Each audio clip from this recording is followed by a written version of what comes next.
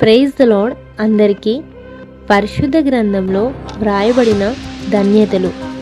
ఆత్మ విషయమై దీనులైన వారు ధన్యులు, పరలోక రాజ్యము వారిది. దుఃఖపడువారు ధన్యులు, వారు ఓదార్చబడుదురు.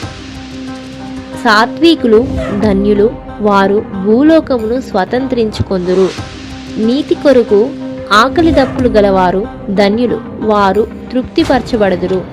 కనికరము గలవారు ధన్యులు, వారు కనికరము పొందుదురు. హృదయశుద్ధి గలవారు ధన్యులు, వారు దేవుని చూచెదరు. సమాధానపరచువారు ధన్యులు, వారు దేవుని కుమారులనబడుదురు. నీతి నిమిత్తము హింసింపబడువారు ధన్యులు, పరలోక రాజ్యము వారిది.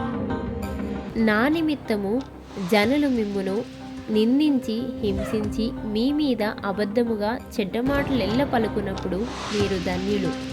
సంతోషించి ఆనందించుడి, పరలోకమందు మీ ఫలం అధికమగును. దేవుడు మిమ్మును దీవించునుగాక. ఆమెన్.